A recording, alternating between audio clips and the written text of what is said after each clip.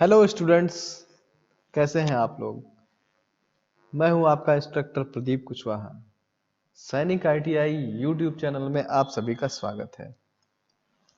आज की जो क्लास है वो है फिटर ट्रेड थ्योरी की क्लास। और आज की क्लास में हम पढ़ेंगे सेकेंड ईयर की क्लास है, ये फिटर सेकेंड ईयर और ट्रेड थ्योरी की क्लास है। और सबसे पहले डिस्कस कर लेते हैं कि कहाँ तक हमने पढ़ा और आज अब हमें आगे पढ़ना क्या है। तो चेक करते हैं। मॉड्यूल 4 पढ़ रहे थे हम लोग, मॉड्यूल 4 प्रिवेंटिव मेंटेनेंस। तो इसमें अभी तक हम लोगों ने पढ़ा है विभिन्न ड्राइवों के लिए गियर व्हील लगाना, fixing gear wheel on various purpose drive, और दूसरा पढ़ा था लुब्रिकेशन मेथड, और तीसरा पढ़ा था कटिंग फ्लूइड। तो ये 3 टॉपिक हमने पिछली क्लास में कवर किए थे। उसी क्रम में आज की क्लास में हम लोग क्लच और उसके टाइप, क्लच क्या होता है और उसके टाइप के बारे में पढ़ेंगे। और वाशर, वाशर किन किन टाइप का होता है, क्या होता है, और उसकी कैलकुलेशन साइज क्या क्या होती है उसके बारे में डिस्कशन करेंगे। तो शुरू करते हैं आज का chapter, clutch and there types. Clutch, clutch के बारे में आप लोगों ने सुना होगा कभी ना कभी, कहीं ना कहीं जरूर सुना होगा। जैसे कि आपने सुना होगा अपनी बाइक में एक की क्लच दबाइए, ब्रेक दबाइए, एक्सीलेटर। क्लच, ब्रेक और एक्सीलेटर 3 चीज होती है। उसी तरह कार में भी आपने सुना होगा क्लच, ब्रेक, एक्सीलेटर 3 चीजें होती हैं। क्लच, ब्रेक और एक्सीलेटर, ABCCBA। ठीक है। तो कार में ऐसे ही लगा होता है, एक्सीलेटर यहाँ लगा होता है, बीच में ब्रेक लगा होता है, इधर क्लच लगा होता है। अब क्लच काम करता क्या है? क्लच का काम ये होता है कि जो मेन लाइन होती है उसकी सप्लाई को पावर से जोड़ना और हटाना। जैसे बाइक के फॉर्म में देख लें, अगर आप गाड़ी मोटरसाइकिल चलाते हैं तो जब आप क्लच दबाते हैं तो क्या होता है, आपके क्लच दबाते ही जो गियर होता है वो काम करना बंद कर देता है। जो अंदर गाड़ियों में गियर लगे होते हैं वो काम करना बंद कर देते हैं, और जैसे ही क्लच हटाते हैं, खोल छोड़ते हैं, फिर से गियर काम करना लगता है। तो क्लच का काम होता है पावर को ट्रांसमिट करने के लिए, जब जोड़ना हो और हटाना हो। कोई चीज पावर है आपके उसमें यंत्र में, तो उस पावर को अगर किसी दूसरे यंत्र से जोड़ दें तो उसके अंदर भी पावर ट्रांसमिट हो जाती है। तो जैसा कि इसमें लिखा भी है कि क्लच का जो मुख्य कार्य यंत्रों को, प्रक्रिया को पावर स्रोत से जोड़ना और हटाना होता है। जब भी हम गाड़ी का क्लच दबाते हैं ना 4 व्हीलर में, तो उसके जो गियर होते हैं वो डिसएंगेज हो जाते हैं, मतलब अलग हो जाते हैं। तो आपकी गाड़ी क्या होती है, फ्री हो जाती है। और जैसे ही क्लच हटाते हैं फिर से जो गियर होता है वो फिर से अटैच हो जाता है। तो एंगेज और डिसएंगेज करने के लिए आपका क्लच का इस्तेमाल किया जाता है। क्लच को देखिए स्पेलिंग ये होती है CLUTCH, क्लच। तो क्लच का यही काम होता है, गियर को जोड़ना और हटाना, मतलब किसी भी प्रकार के पावर सोर्स को अटैच करना और डिसअटैच करना। अब इसके प्रकार समझ लेते हैं कि किस किस प्रकार के क्लच होते हैं। तो प्रकार में देखिए, सबसे जो मुख्यतः बताए गए, dog clutch, cone clutch, multiplate clutch, electromagnetic multiple disc clutch, air clutch, centrifugal clutch, overriding clutch and single plate clutch. तो आप लोग इंग्लिश में ही ये सारे टर्म्स याद रखिए, क्योंकि टर्म्स हमेशा इंग्लिश में ही पढ़ने चाहिए, ये मेरा मानना है, क्योंकि हर जगह इसी टर्म्स का ही इस्तेमाल होता है। तो सबसे पहले पढ़ते हैं डॉग क्लच के बारे में। डॉग क्लच द्वारा डॉग क्लच द्वारा धनात्मक ड्राइव मिलती है, परंतु यह क्लच तभी जुड़ता है जब क्लच के 2 घटक स्थिर अवस्था में होते हैं या फिर हाथों द्वारा हल्के से उन्हें हटाया जाए। देखिए डॉग क्लच क्या होता है, ये दो फिगर नंबर 1 में देखिए। मान लीजिए इसमें कोई एक हिस्सा ड्राइवर है, मतलब ये किसी मोटर से जुड़ा हुआ है जो गोल गोल घूम रहा है। अब इसको क्या करना है, इसको भी घुमाना है। ये ए हिस्सा है और ये बी हिस्सा है। अब ए वाले हिस्से को बी वाले हिस्से को घुमाने के लिए क्या करना होगा, इस वाले हिस्से को इससे अटैच करना होगा, इस हिस्से को इसमें अटैच करना होगा। तो जैसे ये जो हिस्सा है ये इसमें जाके इसके स्लॉट में फिक्स होगा और फिर ऑन किया जाएगा पावर, तो जब ये घूमेगा तो ये भी इसके साथ घूमने लगेगा। अब फिर जब डिसएंगेज करना है तो इसको निकाल दिया जाएगा, तो फिर केवल ये घूमेगा लेकिन ये नहीं घूमेगा। तो हमें पावर कहां से ट्रांसमिट करनी है, ए से बी में पावर को ट्रांसमिट करना है, तो क्लच के माध्यम से एंगेज और डिसएंगेज, इसीलिए इसको बोलते हैं डॉग क्लच, इसको बोलते हैं डॉग क्लच। जिस प्रकार की आकृति चित्र में दिखाई गई है इसे हम डॉग क्लच के नाम से जानते हैं। ये डॉग क्लच स्थिर अवस्था में, जैसे कि गियर क्या होता है, गाड़ियों में आप गाड़ी चल रही है फिर भी आप उसी में चलती हुई कंडीशन में भी गियर को अटैच कर सकते हैं, लेकिन इसमें क्या होता है कि चलती हुई कंडीशन में आप अटैचमेंट नहीं कर पाएंगे, इसको भी रोकना पड़ेगा। जैसे गोल गोल अगर ये घूम रहा है तो इसे स्टॉप करके इसको रोकना पड़ेगा, जब ये रुक जाएगी तो इसे अटैच कर देना है, फिर इसको ऑन कर देना है, फिर जब हटाना है फिर भी यही काम करना है, इसको स्टॉप करना है, हटाना है और ऑफ कर दे ऑन कर देना है। इसको स्टॉप करेंगे, हटाएंगे और कर देंगे। तो लगाने और हटाने, जोड़ने और डिसएंगेज करने के लिए इस तरीके की प्रोसेस को बोलते हैं डॉग क्लच। ये प्रोसेस सॉरी इस प्रक्रिया, ये जो मेथड होता है इसको बोलते हैं डॉग क्लच। अगला है शंकु क्लच, मतलब कोन क्लच। कोन मतलब क्या होता है, कोन मतलब कुछ ऐसा बना हुआ है, कोन टाइप का। तो यह क्लच तब जब तक जुड़े होते तब तक एक या तो एक से अधिक वस्तु घूमती है, यह कम पावर प्रसारित करते हैं। जैसे कि ये देखिए कोन क्लच का उदाहरण, मान लीजिए ये एक शाफ्ट है, ठीक है, और ये गोल गोल घूम रही है, ये गोल गोल घूम रही है। अब ये चलते चलते चलते इस स्लॉट में जाके फिक्स हो जाए तो ये क्या होगी, इसके अंदर जाके ऐसे बैठ जाएगी, और जब इसके अंदर बैठ जाएगी तो क्या होगा, इसको लेके ये भी अपने साथ में घुमाने लगेगी। तो जब ये क्लच इसके अंदर जाएगा, इस स्लॉट के अंदर, तो ये तो घूम ही रहा है गोल गोल, इसके साथ ये भी गोल गोल घूमने लगेगा। तो इसके जो सरफेस होती है, जो ये वाली सरफेस है, ये वाली, इस सरफेस से ये वाली जो सरफेस होती है, ये सरफेस पूरी मिलकर घर्षण गति करती है, घर्षण के कारण वो उसको भी चलाने लगती है।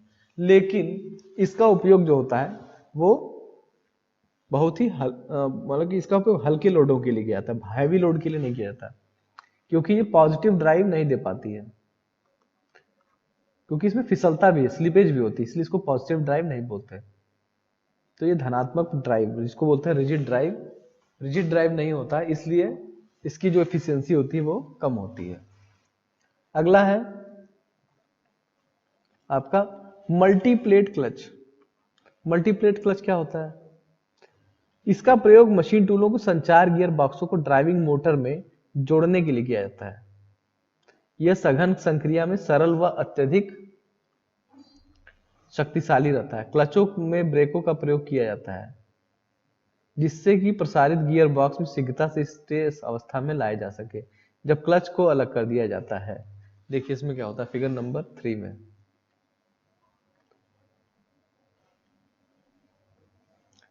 इसमें क्या होता है, फिगर नंबर 3 ही है, हाँ फिगर नंबर 3 है ये। इसमें मल्टीप्लेट क्लच, जैसे इसमें देखिए मल्टीप्लेट क्लच लगे हुए हैं अलग अलग, एक प्लेट ये है, एक प्लेट ये है, एक प्लेट ये है, और ये है प्रेशर प्लेट। तो जब भी इस प्लेट पे प्रेशर पड़ता है तो कुछ ऐसी अवस्था हो जाती है नीचे वाली। पहले तो ये डिसएंगेज है, ये प्लेट और इसके बीच में क्या है, कोई एंगेजमेंट नहीं है, लेकिन जैसे ही इस पे हम प्रेशर डालते हैं ये इस प्लेट के साथ एंगेज हो जाता है। एंगेज होते ही ये शाफ्ट दूसरी शाफ्ट से कनेक्ट हो जाती है और गोल गोल घूमने लगती है। इसको बोलते हैं हम लोग ट्रांसमिशन क्लच। इसको क्या बोलते हैं, ट्रांसमिशन क्लच। इसके बाद electromagnetic multiple disc type clutch क्या होता है, इलेक्ट्रोमैग्नेटिक टाइप 4 नंबर। इसमें क्या होता है, यह क्लच शाफ्ट व गियरों को जोड़ता है, शाफ्ट और गियर को जोड़ता है।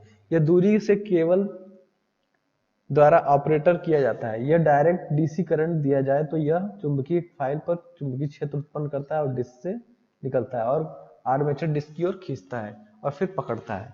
आर्मेचर प्लेट को पकड़ता है जिससे कि ड्राइव को प्रसारित करता है। जैसे इसमें देखिए फिगर नंबर 4 में ये क्या होता है कि इसमें चुंबकीय वो लगे रहते हैं, डीसी कंडक्टर टाइप के। तो जब इसमें डीसी करंट उत्पन्न दिया जाता है तो एक विद्युत वाहक बल इलेक्ट्रोमैग्नेटिक फोर्स जनरेट होता है। तो ये चुंबक जैसे बन जाते हैं और चुंबक जैसे बनते हैं आपस में चिपक जाते हैं तो एक दूसरे के साथ अटैच हो जाते हैं तो पावर ट्रांसमिशन हो जाता है। तो इस तरीके से इंगेज और डिसएंगेज होते हैं प्रोसेस में। अगला है एयर क्लच। एयर क्लच क्या है? वायु क्लच की कोई यांत्रिक एडजस्टमेंट की आवश्यकता नहीं होती। इसमें क्या होता है कि कोई एडजस्टमेंट की जरूरत नहीं पड़ती है क्योंकि चलते हुए पार्ट स्वयं ही घर्षण वाली सतह टूट फूट सहन कर लेते हैं। वायु को निरंतर बनाए रखना चाहिए क्योंकि क्लच जुड़ी हुई अवस्था में रहता है। तो इसमें क्या होता है, एयर का इस्तेमाल होता है। एयर के प्रेशर से क्लच को इंगेज और डिसएंगेज किया जाता है। जैसा कि फिगर नंबर 5 में यहाँ पर एयर सप्लाई दे दी जाती है। इस एयर सप्लाई के माध्यम से ही हम क्या करते हैं, सक्शन कंप्रेशन के माध्यम से जो है एयर को इंगेज और डिसएंगेज करते हैं। Centrifugal clutch. सेंट्रीफ्यूगल क्लच क्या होता है? अपकेंद्रीय, आपने पढ़ा होगा अपकेंद्रीय बल। अपकेंद्रीय बल क्या होता है? जब भी कोई सेंटर में कोई यहाँ पर दो गोले हैं, अगर मैं जोर जोर से इसको सर्कल को घुमाऊं तो क्या होगा, ये गोले जो है कोने चले जाएंगे। ये गोले जो है परिधि के कोने पे चले जाएंगे। क्यों चले जाएंगे? क्योंकि इन पे एक बल कार्य करने लगता है, उसको बोलते हैं अपकेंद्रीय बल, उसको बोलते हैं सेंट्रीफ्यूगल फोर्स। अपकेंद्रीय बल जो अंदर से बाहर की तरफ लगता है। तो जो कोई भी चीज अगर बीच में है तो वो कोने की तरफ चली जाएगी, इसी को बोलते हैं सेंट्री। उसी बल का इस्तेमाल इस यहाँ पर किया जाता है। यहाँ पर क्या होता है कि इंगेज और डिसएंगेज इसी माध्यम से किया जाता है। जैसे ही हम इस रिंग को जोर से घुमाते हैं तो हमें क्या होता है, बाहरी वाली रिंग को घुमाना होता है, अंदर वाली घूम रही है। तो जैसे ही इसको स्पीड में घुमाते हैं तो ये बॉल्स जाकर इससे कनेक्ट हो जाती हैं। ठीक है, जैसे कि यहाँ पर लिखा है, जब आंतरिक हिस्से की अच्छी गति प्राप्त हो जाएगी उत्केंद्रीय बल बाहर की तरफ लगेगा और जाके बाहरी पीस को दबाएगा। बाहरी पीस को दबाएगा जिससे घर्षण रेखाएं होंगी और क्लच बंद हो जाएगा। यह गति कम हो जाएगी, क्लच होता ही खुल जाएगा। जैसे कि ये है, जैसे कि आपकी स्कूटी जो होती है उसमें गियर नहीं होता है। स्कूटी कैसे काम करती है? इसी तरह काम करती है। उसमें क्या होता है कि अपकेंद्रीय बल लगता है, जैसे ही जब फोर्स लगेगा तो ये जो हिस्सा है प्लेट, ये जाके इससे चिपक जाएगा और इसको टायर को घुमाने लगेगा। यही काम स्कूटी में भी होता है कि वो सेंट्रीफ्यूगल फोर्स के माध्यम से आपका जो पिछला टायर होता है, तो उसमें आपने देखा एक्सीलरेटर केवल होता है। जब एक्सीलरेट करते हैं तो आरपीएम बढ़ता है, आरपीएम बढ़ता है तो ये जाके कनेक्ट हो जाता है इससे। ये रुका हुआ रहता है और बीच वाला चलता रहता है। अंदर वाला हिस्सा चलता रहता है, बाहर वाला हिस्सा रुका रहता है। ये टायर है आपका, टायर की रिंग। तो जैसे ही अंदर सेंट्रीफ्यूगल फोर्स लगता है, बाहर का हिस्सा जहां तक चिपक जाता है और इसको भी अपने साथ घुमाने लगता है। इसी तरीके से आपका काम करता है सेंट्रीफ्यूगल। अगला टॉपिक है washer type and calculation size. Washer type and calculation sizes. तो वाशर एक पतली बेलनाकार तस्तरी, पतली बेलनाकार डिस्क के समान होती है जिसके केंद्र में छिद्र होता है। वाशर आपने घरों में देखा होगा ना। इसका प्रयोग खुरदरी या समतल सतहों पर नट के नीचे किया जाता है जिससे कि नट को टाइट करते समय तीखे कोनों के कारण सतह खराब ना हो या चिकनी बेरिंग सतह प्राप्त हो। वाशर को हल्के, मीडियम, भारी और अधिक भारी इत्यादि में बनाया जाता है। फिगर नंबर 1 में जैसा वाशर दिखाया गया है, इस टाइप का होता है आपका वॉशर। सबसे पहला होता है आपका लॉक वॉशर। लॉक वॉशर क्या होता है? लॉक वॉशर का प्रयोग कंपन के कारण नट ढीला होने से बचाने के लिए। जैसे कोई मशीन है वो वाइब्रेशन कर रही है बहुत ज्यादा, तो उसके वाइब्रेशन से धीरे धीरे क्या होता है कि जो नट है टाइट होते हैं वो ढीले होते जाते हैं। तो उससे बचाने के लिए लॉक वॉशर का प्रयोग किया जाता है।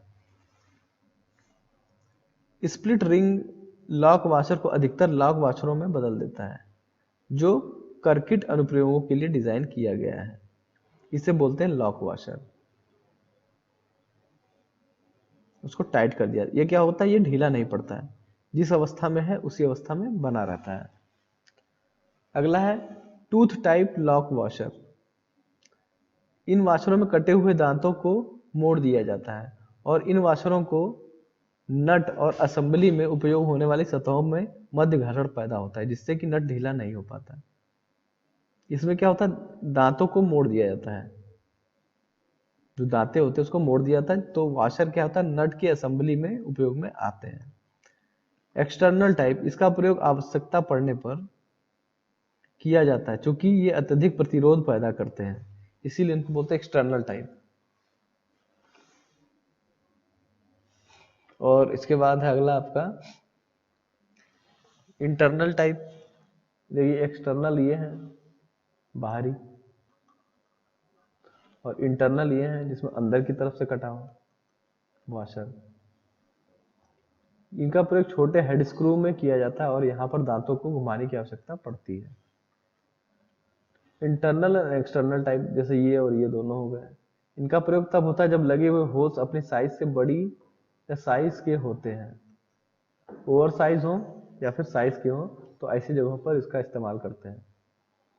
विपरीत दिशा में धंसा हुआ, इनका प्रयोग फ्लैट या अंडाकार प्रकार के हेड स्क्रू के लिए किया जाता है। जैसे कोई अंडा है ऐसे ऐसे बना हुआ, कोई अंडा आकार ऐसे है, तो इसके हेड पे ऐसे रखा जा सके,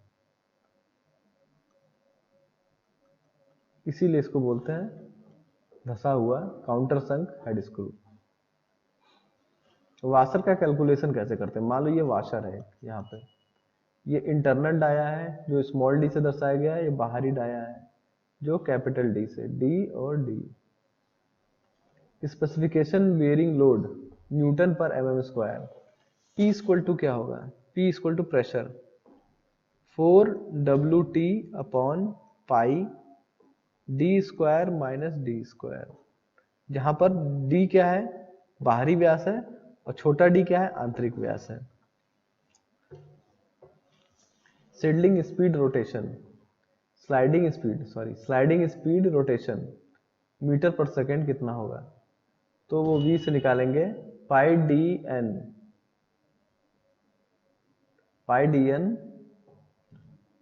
और 60 into 10 into 3, 10 to the power 3। यहाँ पाई का मान आपको पता है, डी का मान पता ही है, एन मतलब क्या है, चक्कर। उसके बाद स्लाइडिंग स्पीड क्या होगी, वो इस तरीके से निकाली जा सकती है। यहाँ देखिए सबका मतलब दिया है, specific bearing load P, D का मतलब इनसाइड डायमीटर, डी का मतलब आउटसाइड डायमीटर, डब्ल्यू टी मतलब लोड, एन का मतलब speed of rotation, angle of oscillations, quantity और स्लाइडिंग स्पीड अलग अलग दिखाई गई है। ये वाशर दिया हुआ है साइज, और कौन सा वाशर किस जगह पर इस्तेमाल होगा, अगर किस तरीके का वेट है उसके हिसाब से, इस टेबल के हिसाब से चुना जाता है।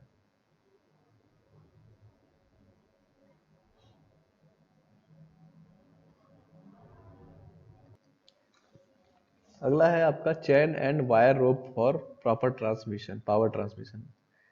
ये सब मैंने आपको पावर ट्रांसमिशन चैप्टर में पढ़ाया था कि रस्सी एवं रस्सी ड्राइव, रोप और रोप का ड्राइव, जबकि रस्सी के द्वारा कैसे पावर को ट्रांसमिट किया जाता है। जैसे कि रस्सी के नाम को बनाने के लिए कॉटन, टैम्प, मनीला, कृत्रिम जूट, स्टील, वायर और आदि का प्रयोग किया जाता है। रस्सा संचालन विधि में पावर को एक स्थान से दूसरे स्थान तक ले जाने के लिए रस्से का प्रयोग किया जाता है। इसमें जिस पुली का प्रयोग किया जाता है वह अर्धगोलाकार ग्रूव वाली होती है। पुली के ग्रूवों की संख्या मशीनों के लोड पर निर्भर करती है। इसका प्रयोग अधिक लंबी दूरी के लिए किया जाता है। कुएं से पानी निकालना जैसे पहले जमाने में किया जाता था, कॉटन मिल, सीमेंट कारखाने जहाँ मजदूरों को दूर से खदानों से ट्रॉली द्वारा फैक्ट्री तक पहुंचाया जाता है। कोई भी चीज ट्रॉली से लाद कर दूसरी जगह पहुंचाने के लिए पुलियों का प्रयोग करके इसका इस्तेमाल किया जाता है। जैसे कि फिगर नंबर 1 में देखिए, ये रस्सी के माध्यम से ही, एक ड्राइव के माध्यम से कैसे लोड को उठाने का काम किया जा रहा है। रस्सी और पुली के माध्यम से इसको किया जा रहा है। रस्सी को लपेटना हो या जब लपेटेंगे तो ऊपर जाएगी, ढीला करेंगे तो नीचे जाएगी। तो लोड उठाने के लिए भी क्रेन में जैसे इस्तेमाल पहले किया जाता था। Wrapping angle of pulling, wrapping angle क्या होता है आपको भी पता है, मैंने जैसे कि पढ़ाया था आपको एक बार पावर ट्रांसमिशन में। रैपिंग एंगल क्या होता है, जैसे कि फिगर नंबर 2 में देखिए, जितने हिस्से में पट्टा जो टच रहता है, जितने हिस्से में जो पट्टा पुली से टच रहता है उसी को बोलते हैं रैपिंग एंगल। रैप मतलब रैप किया हुआ, उसके ऊपर लपेटा हुआ, कितना रैप किया हुआ है उतना हिस्सा, उसी को बोलते हैं रैपिंग एंगल।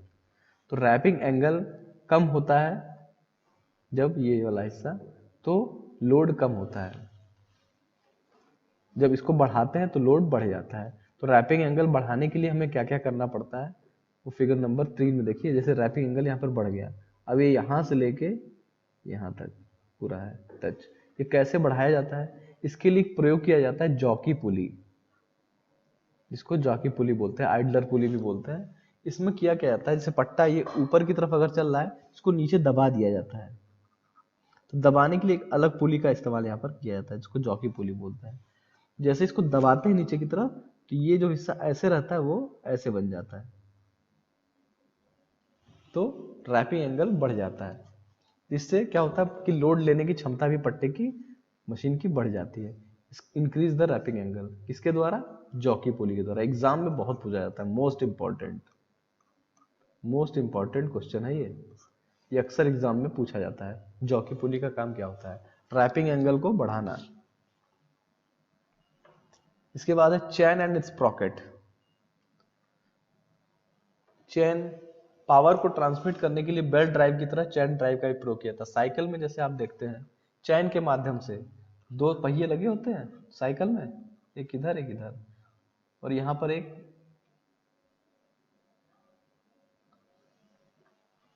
वो लगा होता है, गियर टाइप का लगा होता है स्प्रॉकेट, एक यहाँ पे।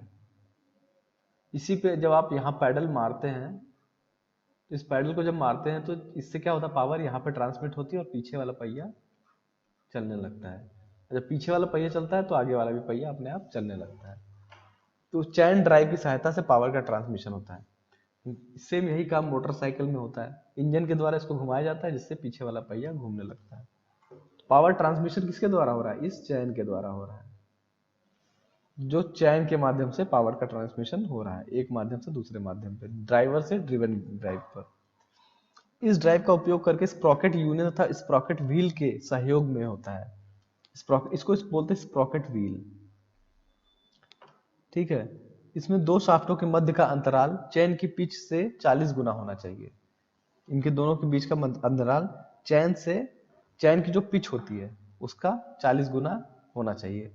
चैन ड्राइव बेल्ट ड्राइव से मजबूत होती है तथा इसमें स्लिप और क्रीप नहीं होती। देखिए चैन क्या होती है, फंस के चलती है, तो स्लिप होने का तो कोई कारण ही नहीं है। चैन देखिए कुछ ऐसा बना होता है चैन में, तो जब इसके अंदर फंस के चलेगी कोई चीज तो कैसे स्लिप कर सकती है, तो स्लिप होने का कोई चांस ही नहीं है। तो चैन ड्राइव के लाभ क्या है, चैन ड्राइव स्प्रॉकेट के धनात्मक मतलब रिजिड ड्राइव देता है, इसमें स्लिपेज नहीं होती। इसमें ड्राइवर पावर की विविध रेंज होती है, अलग अलग पावर की रेंज आप दे सकते हैं। जैसे कि आप तो आप साइकिल में गियर वाली साइकिल देखते हैं, अलग अलग गियर पे चढ़ा के अलग अलग स्लो चलाना है, फास्ट चलाना है, और फास्ट चलाना है, तो अलग अलग टाइप के गियर्स होते हैं। ये इस झटकों को सहती है, अगर कोई झटका हो रहा है सिस्टम में उस झटके को सह लेती है क्योंकि ये फ्लेक्सिबल होती है। चैन ड्राइव गठीली होती है। चैन ड्राइव यदि ठीक से स्नेहीकरण रहे तो यह उष्मा, मिट्टी, मौसम आदि को सहन कर सकती है। देखिए यहाँ पे फिगर नंबर 1 में इस प्रॉकेट पे चैन लपेटा हुआ है, ये ड्राइवर है, ये ड्रिवन। ड्राइवर मतलब जो पावर सोर्स से चल रहा है और इसकी सहायता से ये चल रहा है, उसको ड्रिवन बोलते हैं।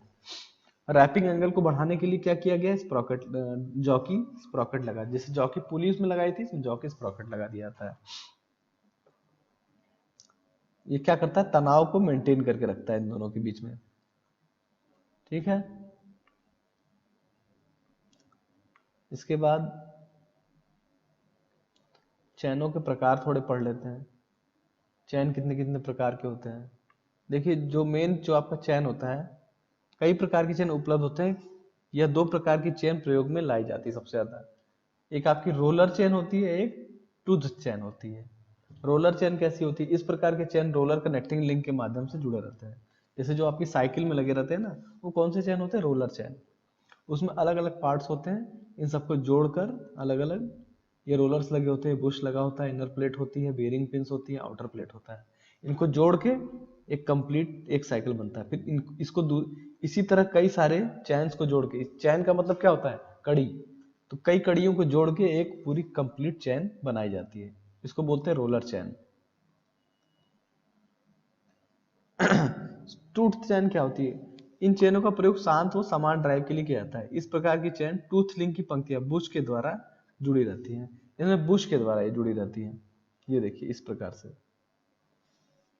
एक दूसरे से ऐसे ऐसे, फिर यहाँ पे बुश लगा हुआ है, फिर यहाँ पर बुश के माध्यम से जो एक दूसरे से जुड़ी रहती है, उसे बोलते हैं टूथ चैन। तो यही मेन दो प्रकार की चैन होती है। पिच क्या होता है, एक चैन से दूसरे चैन की दूरी को, यहां से इसको पिच बोलते हैं, ठीक है। तो इस प्रकार से पावर ट्रांसमिशन में चैन का इस्तेमाल होता है। ये आपका हो गया टूथ, दांतेदार जो होती चैन उसका, और एक हो गया आपका बुश टाइप, रोलर टाइप। एक रोलर टाइप चैन होती है और एक टूथ टाइप चैन होती है। दो प्रकार की चैनों का इस्तेमाल किया जाता है। टूथ चैन में फायदा ये होता है कि आवाज कम करती है, उसमें आवाज थोड़ी आएगी, इसमें आवाज बहुत कम आती, ना के बराबर। जहां पर साइलेंट वर्क होता है वहां पर टूथ चैन का प्रयोग किया जाता है। तो आई होप जो आज का वीडियो आपको समझ में आया होगा अच्छे तरीके से। चैनों के प्रकार, बेल्ट ड्राइव, और चैन ड्राइव क्या होती है, रैपिंग एंगल क्या होता है, और वॉशर कैसे कैसे टाइप के होते हैं, किस तरीके से प्रयोग किए जाते हैं, और जो आपके क्लच होते हैं किस किस टाइप के क्लच होते हैं, किस प्रकार से ये कार्य करते हैं, इनका एंगेजमेंट डिसएंगेजमेंट कैसे होता है। तो आज के वीडियो के लिए इतना काफ़ी होगा, और इसको आप लोग रिवाइज करते रहिए। और इससे पहले जो वीडियोस पढ़ाए गए थे अगर आपने मिस कर दी है तो सैनिक ITI यूट्यूब चैनल पर जाकर भी उसे देख सकते हैं। तो आज का वीडियो हम लोग यहीं पे समाप्त करते हैं। धन्यवाद।